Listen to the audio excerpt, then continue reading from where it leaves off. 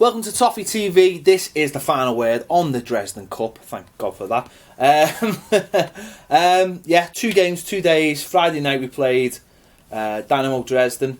Got beat 2-1. It was rubbish. And then Monday we played Monday. Why do I keep saying Monday? Because it should have been Monday. Saturday, Real Betis drew 1-1, and obviously we're beaten in penalties. The first game, I was more disappointed with the first game because of the quality of the opposition we were playing against. Didn't think they were that high, and we had a lot of players who had already played in pre-season games, players you expect maybe to start the season, and I just thought we underperformed, which isn't. I know it's pre-season, but at the same time, it was disappointing. It was disappointing, but they're ahead of us, aren't they? They were ahead of us training wise. I know, but aren't they like 3rd division? 2nd division. Oh, aren't they? Oh, whatever. They're ahead of us fitness wise and everything else. Plus they changed their team at half time, put a lot of fresh legs on. We'd had a heavy training session in the morning on Friday. We'd also played MK Dons. I'm making loads of excuses. But that's what pre-season's for, isn't it? Pre-season is about getting fit. Yeah, we love sitting down watching it. It's great when you watch pre-season and Everton are sweeping the ball around, knocking it in and we're winning 3 or 4-0. But, like I was saying over the weekend and like we both said, the manager will have learned more out of these back-to-back games, the 2 games in 14 hours. Definitely. If he'd have won 3-0 Friday, 3-0 Saturday, it'd have been lovely for us watching. Yeah. But the reality is, we might have known just what we need. Well, that goes back to Wednesday night when we beat the MK Dons, and he came out afterwards and wasn't really that positive about it. So pre-season's for them, isn't it? I mean, I know it's for us. Seeing you tweet that the other day. I know it's become like a thing and a spectacle, and now we all have tours, and we love a tour. We'd love to go to America or somewhere, but ultimately, it is for the manager to assess. And I know we get caught up in it all, and sometimes when it's too positive, you get caught up in it. And as long as they're working hard, training hard, and things that are happening on the training pitch are either seeping into the team, or if they're not, then that can be dealt with. I think that's the main thing. But I mean, it was disappointing elements of it. I mean, the first goal we conceded, I thought was really, really poor. They got round the back of our first choice right back, and across the front, and he's beat Funes Mori to it, and yeah, that's not great. That's not great. With a couple of weeks of the season to go, so I thought we just didn't look great. And at the other end, the ball's not flowing as well as I'd like it to be. Again, it's only a couple of weeks into pre-season, but it's make-up, isn't it? It's make-up at the side. The side's a little bit different, and obviously we hope that it'll be different again. I think the big plus for me so far has been Gerard Deulofeu. Yeah. I think obviously playing back in his Barcelona B position. Looks a real handful on the last defender, playing on the shoulder. Gets in almost every time we knock the ball for him. I think we've seen a little bit more directness from us so far. I think the outball is not always back to the goalie like we've had for 3 seasons. It's now down into the channels. I think we're trying to press a little bit higher. The fitness isn't quite there. It's not allowing us to do probably what the manager wants us to do. But I've been, like I said, I've been really impressed with Deulofeu. His work rate, running around, doing a job on his own. Something that he could only do for about half an hour. Yeah. It seemed last year. He's now stretching that. Yeah, you have to get used to that. No, but I think, listen, there's, I know what you're alluding to, but there's replacements every year. But I think, for me, one of the biggest bit of businesses I hope Farhad Moshiri does over the next few weeks is go and pay Barcelona whatever they need to do to take this ridiculous clause out of that contract, because he's going to be massive this season, Deulofeu. I think he's going to. I really think. No, but yeah, he is looking definitely positive. I think there's other players though that need to kick on. I think the second game was a little bit different because they'd only been like 14, something like that, something stupid between the 2 games. A lot of you got Lukaku coming back, Kone coming back, James McCarthy coming back, Barry coming back, very young back 4 as well, or inexperienced back 4. So there was a different makeup of the side, and it was more of a second. It was Yeah, probably like a second string. Yeah, and it was more of a walk-through game. It wasn't that intense. Yeah. But again, the goal we conceded, I thought, was very, very poor. And this is something, you know, we talk about him trying to get into the heads how to play a new way and a bit more direct. We score from a set piece, though. We did in both games, obviously. But that's something that needs to be worked on massively, isn't it? The defence. And the set pieces, because I said this last week after the Barnsley game, we still look very, very nervous on set pieces, and there's no one really going out to meet the ball. There's no one really going out to just run through defenders and get that first header. Have we got someone who likes to do that? No, exactly, that's the problem, isn't it? But the 3 years under a manager that didn't believe in practicing set pieces, so you're gonna get bad habits. I mean, the first of all, Gareth Barry going out and giving a needless free kick away. I know it's a friendly, you know, you kind of say it doesn't matter, but don't give cheap free kicks away. That's the first thing. Secondly, we don't screen the ball very well. The lad's got a clear look into the box, and there's 3 of them in a line on their own, which is just outrageously bad. Once it gets through and the lad gets a head on it, it's poor goalkeeping. So a lot of things for him to work on. Again, you need the bad things in pre-season because we don't want to coax through these games, get to Spurs the first game, and we go asleep from a free kick, and we're not awake or whatever, or we've not worked hard enough or whatever, and we conceive them. And so it's about doing the rubbish stuff now. And he'll have got a better idea of who in that squad is on board straight away and who needs a little bit more. I mean, you look at Gerard Deulofeu, as we were saying, he looks on board straight away. You know, he's scoring goals. Free kick, fantastic free kick. He's pressing. He had a couple of chances. His finishing still needs working on, but he hasn't been a striker as such for a couple of years, so that needs working on. But then there's other players who maybe haven't quite got it yet, who need a little bit more coaching. Like, so I think Ross Barkley still needs a little bit more. Needs to be pushed on a little bit more. But he will be. Still needs to understand the role a little bit more. So I think it's important that I think it's important after these 2 games that it's now pushed on them now what it's going to take. He will know. He's coming. You know, we spoke, didn't we? We spoke about. I remember you mentioning Jurgen Klopp last week, I think, or in one of the other videos, and saying he had the season to learn it almost on the job about his squad. Ronald Koeman's come into a squad that is undercooked. I think is the buzzword at the moment and all of that. He's had a squad that's lazy because it was allowed to be lazy. Let's be honest. So he's had to assess, you know, what's good. Yeah. It took him 45 minutes to decide Omar Niasse needs to get out. Hopefully he's decided that that's the end of Kone as well. There'll be other players there who's got to make decisions on. We've got too many players who are the same.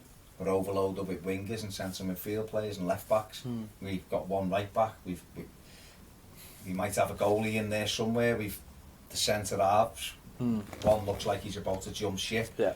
One's 33 and injured. Yeah. And the other one looks like he needs someone to hold his hand. So we're not massively outstanding in defence.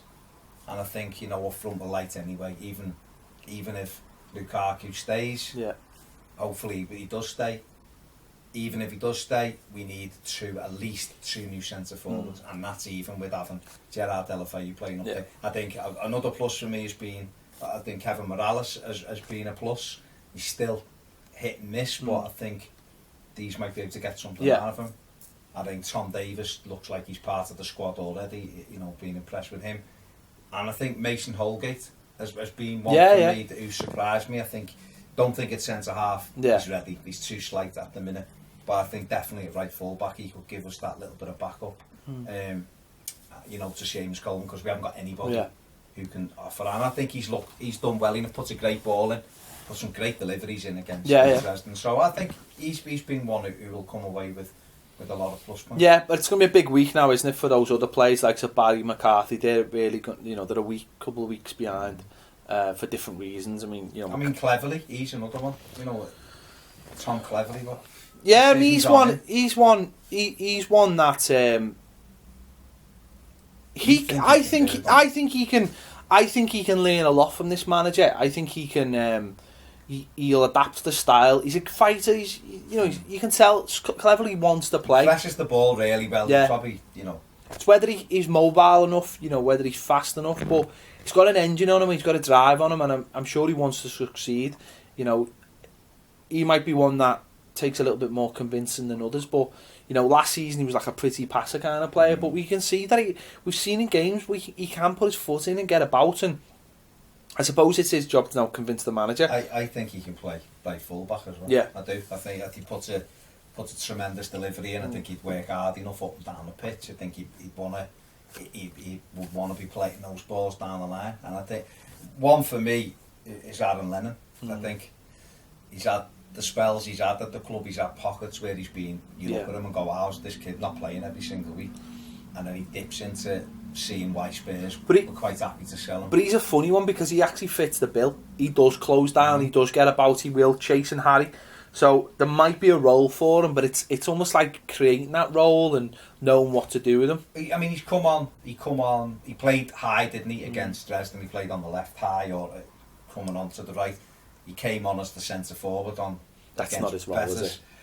That was just like... It's interesting though that he wants runners in there as well, though, isn't it? So we might be getting a little snapshot of the kind. Yeah, well, we've seen that with Shane Long. I mean, he got so much success with Shane Long last season, in the second half of the season, having someone high up the pitch who you can... And you know what? When we had Moyes and we had Andy Johnson doing it, it worked. We just didn't have we didn't have someone to complement at times, and it didn't quite fit. It's great to have a centre forward who you can just ping the ball into the channel and he'll get after it. It's not like the most scientific way of playing football, but so what? You know what I mean? So there's plenty of things to talk about, plenty of lessons to be learned. We know that Erwin Koeman come out, didn't he? And he said these players have got to get used to. They played the Martinez way. Yeah. Now they've got to get used to Ronald's way of playing. I think we'll see that. He's also said he expects them to be busy in the transfer market this week. So it's as if they have kind of made their mind up on what we need. He's come in, he's had a few weeks to assess it, he's tried to look at everybody. Yeah. He's gone in for other players, high profile players, because he'd want them anyway. Do you know what? I'm not panicking, right? And I know there's a lot of panic out there, people saying things like, there's no money, we've been conned, but we wouldn't have got the manager, wouldn't have got Steve Walsh out of Leicester. We're looking at plans for a new ground, those kind of things. And do you know what, right? And this will sound negative to some people, but we've got till the end of this month now to get players in. The season won't be defined by the first 3 games. The first 3 games of Martinez's era of the first season, which was a very good season, let's not forget. We drew 3 games. Effectively, we got 3 points. We got 3 points, 1 win. We played West Brom, Norwich, and Cardiff. 3 really crap teams, and then we went and done our business. And that might be the case now. Chelsea, The first 3 games might almost be like, get through these first 3 games and see what we've got and who we need. I think for us to get... Listen, it's great going after Axel Witsel and Kubalai, and we know there was an inquiry for Mata. It's great going after them, and it's great having the money to go after them. That's fantastic. But the reality is, they will look at us and go, 11th in the Premier League, hang on, I'll just keep them at arm's length. To get someone like Juan Mata, it might be done on the 31st of August, because he might not really be involved in United's first 3 games and go, Everton have got money here and they want me, and do you know what? And that might be how we get that level of player. And there's so many different things. Like, you might be looking at a player, right, and the club might want to sell him. I know it happens to Celtic every year. Celtic will go, I'll have a player, and you'll look at him and they'll go, no, we're not selling them. Now, if they don't get in the Champions League, then suddenly you find that player's available, and that'll happen at a few clubs around Europe. So it's not all doom and gloom. It's not who we've got at the first day of the season. It might take till the last day of the window to get the players you want in. So, and then the season, that's the way it is sometimes. 35 games after the window. And we all want them. We want them. Yeah. Everyone wants them, don't they? But the manager wants them. But at the end of the day, why should the manager go, tell you what, I wanted Witzel, I wanted Kubali, or whatever you say his name. I wanted Juan Mata. I wanted, some William Carvalho. But you know what? Forget it. I'll go and have Shane Long, and I'll go and get, Stephen Davis, and I'll go and get, because Everton fans are impatient, or I'm impatient. He's got to balance one off with the other, hasn't he? And he's had to make snap decisions on players, and there you have it. But I still expect us I still want us to bring, of course, we did. 6 in. Anyway, we finished the tournament with. Why didn't we win it? A point or I don't know what we finished it with, but anyway, with a point. We finished with a point. We got beat on penalty shootout against Real Betis, and that's the way it was. 2 games in the space of 15, 16 hours. Why that Sillerson now? Because everyone said he's crap at pens, but Joe wasn't much better. Yeah. Let's be honest. There you go. Tell us your thoughts on the Dresden Cup, the positives, the negatives, where you think we are in the pre-season. Are we ready? No, we're not ready because we've got 2 weeks left, and we've got 2 games, and they've got a hell of a lot of running around to do and learning how to press. So, plenty to chew over. Tell us what you think in the comments. Thanks for watching Toffee TV. We'll see you later.